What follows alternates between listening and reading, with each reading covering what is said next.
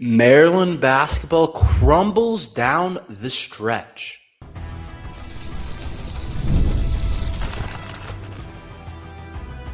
You are Locked On Terps, your daily podcast on the Maryland Terps, part of the Locked On Podcast Network.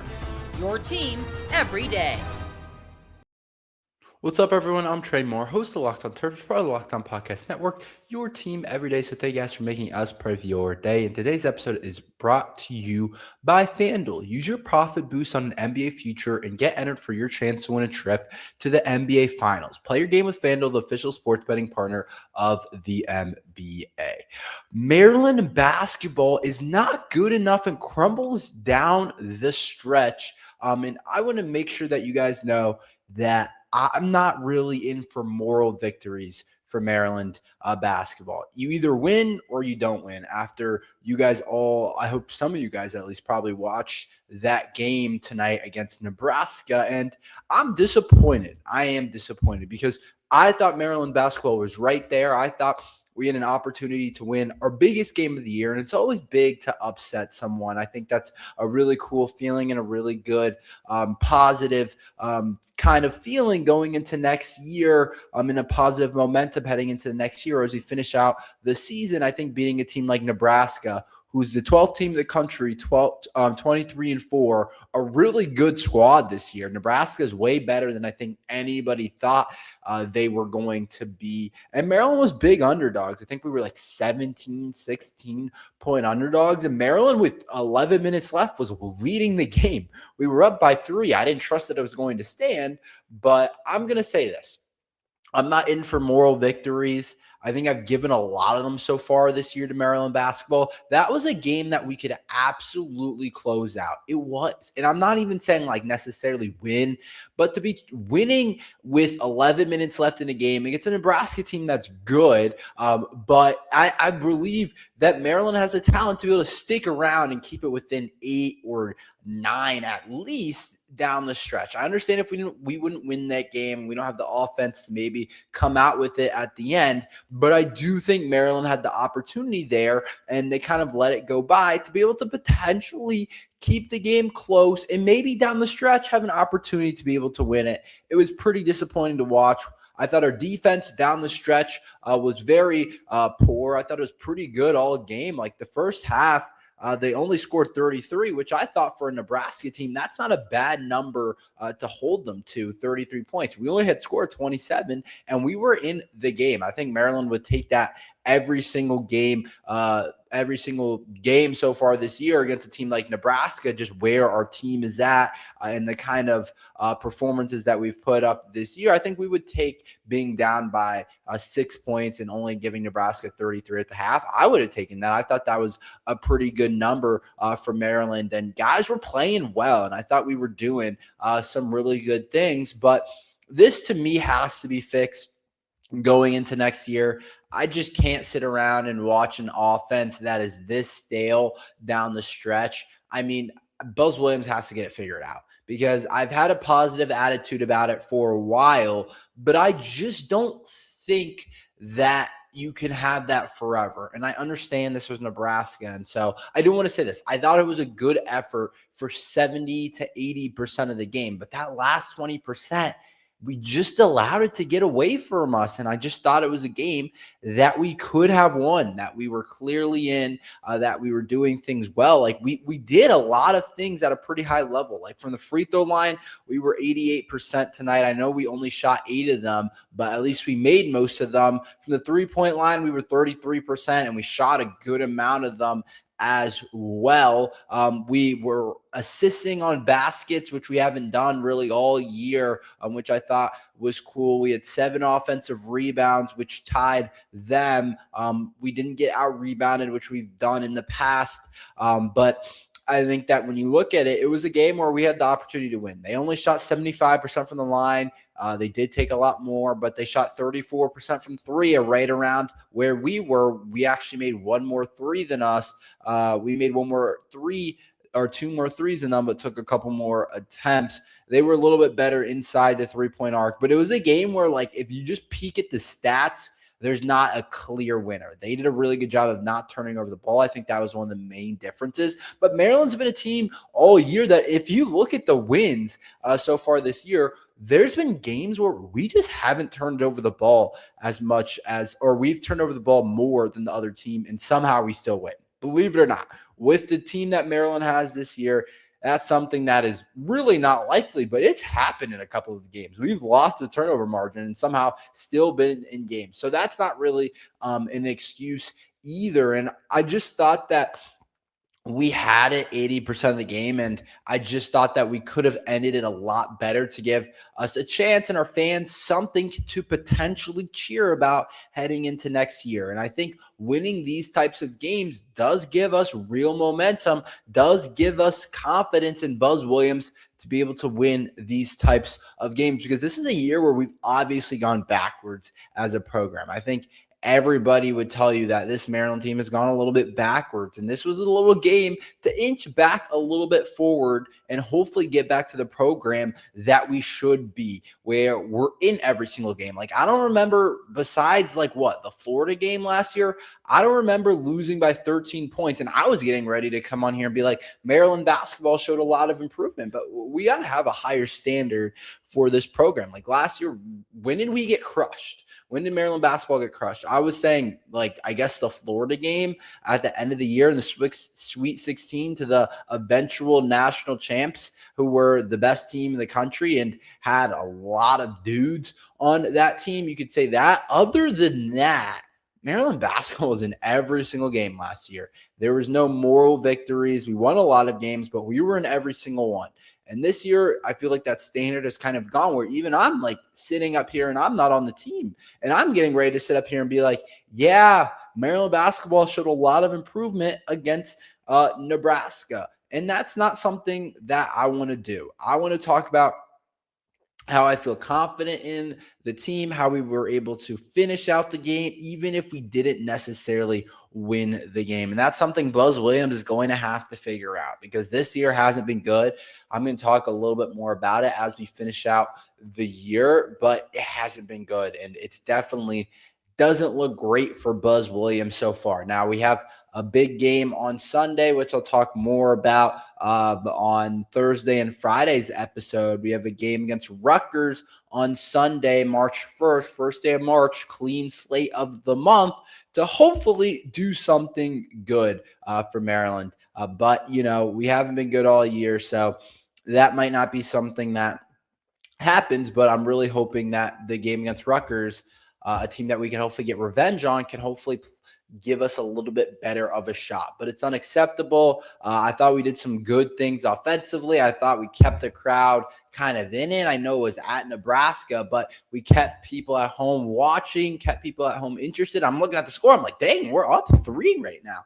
I know Nebraska is the better team, but I just want to see more fight till the end. And I thought Maryland could have showed more effort in that department. But I do want to say there was improvement. As much as I was like, I don't want that to be the story, there was improvement in this game. And we did cover the line that Vegas set at, what was it, 16.5, 17? We did cover that. So that's a good sign that you're playing a little bit better than you should be. And I thought our defense was good most of the game until down the stretch. I felt like we were kind of getting a Buzz Williams type of upset. Good defense, scoring the ball when we needed to, and just kind of playing good defensively, not getting out rebounded, showing some toughness. Solomon Washington did some good things. I'll jump a little bit more into that, the player performances. But I do want to say this. There's no silver lining in winning, or there's no silver lining in losing. Either lose or you win, and Maryland was on the wrong side of it. And I don't want to sit here and act like that wasn't the case. And that's not something that we should expect for Maryland basketball. That's not what it was under Kevin Willard, and so I don't want it to be like that under Buzz Williams. I know it's been like that this year, but we got to get away from that as quick as possible, to be completely honest. Let's dive a little bit more into the game. Some really interesting performances from both teams. We'll talk about kind of my thoughts overall on different players after this.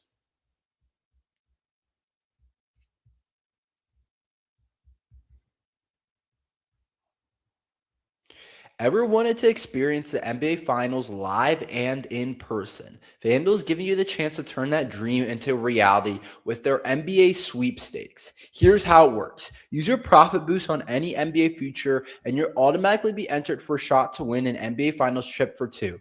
That's right, flights, tickets, the whole experience. And if you're already looking at the board and thinking about which team can make a deep run, this is the perfect time to lock in. I love futures this time of year, whether it's picking a team to win the championship or grab a conference title. It adds that extra layer of excitement every game down the stretch. And not only can you pick cash, but it can also send you to the finals. So visit FanDuel.com to get started. Use your profit boost on an NBA future and get entered for your chance to win a trip to the NBA Finals. Play your game with FanDuel, the official sports betting partner of the NBA.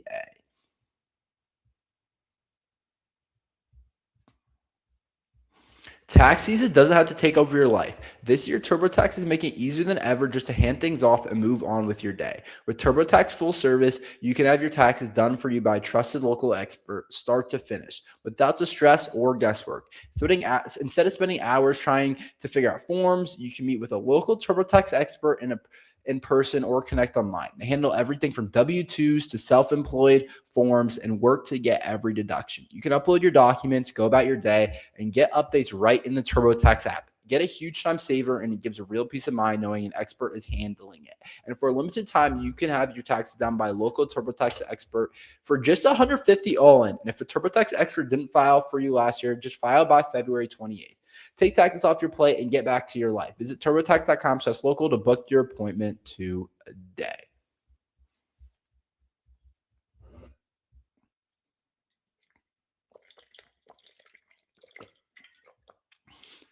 So I want to dive a little bit more into this basketball game against Nebraska because I do think there was a couple different things I do want to talk about for Maryland basketball. I want to start with this. Solomon Washington, I thought, again, showed a lot of heart. I thought had a really good game for us. 13 points, 4-7 from the field, continues to attack the rim, also made a three-pointer, continues to rebound well as two. He led our team with 7 rebounds. I thought he had a really solid performance, and he's been really good all year. And I always say this, I think that our team would have been different if we had him from the start with Pharrell Payne. I know that they definitely played together for a couple different games, but I just think from the start, Maryland basketball would have been a much better team with him and Pharrell Payne kind of getting the nod. But still, I think Solomon Washington, again, he's been kind of the heart and soul of this team. I know we haven't been very good, but I've really enjoyed what he's kind of done for Maryland basketball, and I want to make sure I say that. And then the other guy, the other semi-big guy for us, similar height, Elijah Sanders, different player, he really kept us in the game. Shooting 5 of 10 from the three-point line was the biggest reason we were in the game. It was because Elijah Sanders was shooting the three ball really well. That's where all his points came from, 15 points. He just kept getting looks. Nebraska was giving him different looks, and you get that as a stretch for, I don't know what you call him in this lineup. I guess Solomon Washington's more the 3-ish kind of. It's a little bit of a weird lineup with Colin Metcalf starting. I know we play a lot of kind of different guys and mix it up, especially today we played different players. But still, I thought Elijah Sanders was one of the biggest reasons we were in the game, to be completely honest. 5 of 10 from the three-point line. Like, there's not much more we can ask for him to do than to make 5 threes. And then a guy that I have to challenge to be better the rest of the season is Darius Adams. I think he's our most natural, gifted scorer of the basketball. Like, sometimes I watch him, I'm like, dude, you're the smoothest guy out here. He should be in double figures every game, especially with the current offensive threats that we have. There's no reason for him to not be able to score 10-plus a game. He didn't shoot the ball really efficiently this game, 1 of 5 from the three-point line, 2 of 8 from the field. I still think he's a huge part of our future, and I'm really hoping he comes back next year because he's definitely a guy that can make a huge freshman to sophomore leap, but he has to play better, and I want to challenge him because I think he can do more for Maryland basketball. I think he's plenty capable. I know I saw him take shots but I kind of think he gets a little bit unaggressive and shrinks in times when we really need him to do the opposite, to be completely honest. And so he did have 6 assists, and he was finding guys out there. Like, he had a couple of good passes, I noticed, and he definitely does that well. But we need him to be a scorer at times. I think when we dried up offensively at points in the second half, there was a point where it felt like we couldn't really score. I was looking, I was like, who's going to score the rock? And I kind of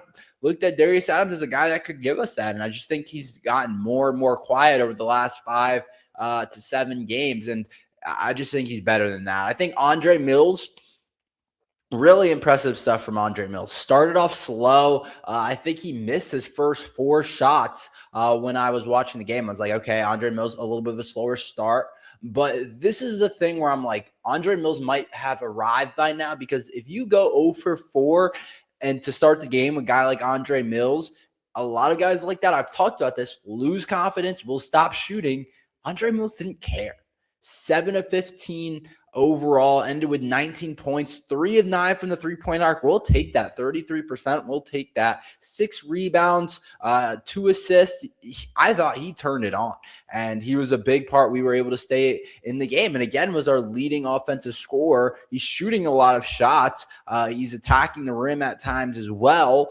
He's really just growing up, and I'm like, okay, he's our best offensive player right now, and that's just the way it is. And I was impressed by Andre Mills. I thought the way he started the game, I was like, I don't know if this is going to be one of those nights for him. And he still nearly dropped 20 points, got 19, which is a very good number for him. And so he continues to play at a really high level. And I mean, he looks next up for Maryland basketball. The more and more he plays, I don't know why. I just feel like he could hit this cold patch. He still feels streaky to me, but he's like showing up as consistent. And so I can't be like, oh, he's a streaky player when he continues to show up as a consistent guy. Diggy Coit played a good amount of the minutes. We just needed him to do a little bit more and hit a couple more shots. Like him and Darius Adams, if we wanted to be in a game like this, they just had to be more efficient. It really comes down to that. 2 of 9 for Diggy Coit, 2 of 8 for Darius Adams. Like, that's a lot of our shots, and it's just not a high enough percentage. I just think he takes some tough shots. I know he made 2 threes, and I talked about it earlier on in the year where I was like, I'm okay if we live or die by Diggy Coit taking some tough shots. I think that's toned down now since Andre Mills has stepped up offensively so much. Like, we don't really need as much of that. I get it at times, but I just thought Diggy Coit kind of put us in tough situations for a lot of the game, just some of the shots that he takes. I do think that's something that has to improve. And then I want to go back to Andre Mills. He did turn over the ball too much. I know he has the ball in his hands a lot. He's trying to be aggressive. He's trying to create a lot of different things, which I'm I'm honestly okay with, just because the Maryland team's not very good. Del Pino played a lot of minutes. I didn't think he did much. He kind of feels like he's just not there, like in terms of his aggressiveness. But he did play a lot of minutes. But I think that the main takeaways for me was Darius Adams. Like, you should just go be aggressive, man. Like, there's really not a whole lot to lose. I would love to see him be able to do that. Who was player of the year last year for Maryland football? They named their guy who was the best player on Maryland football, and he's back next year. And we haven't given him a ton of credit, and we'll talk about him and my thoughts overall about him next.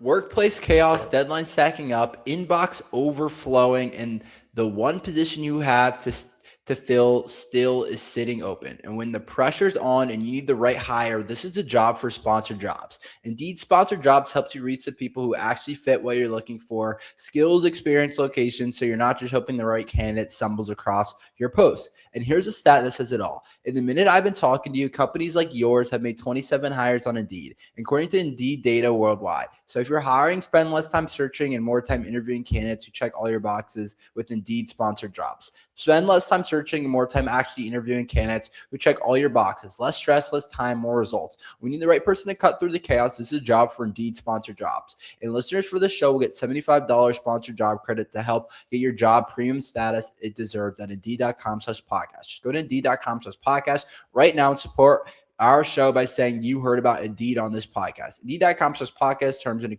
conditions apply. Need to hire? This is a job for Indeed sponsored jobs.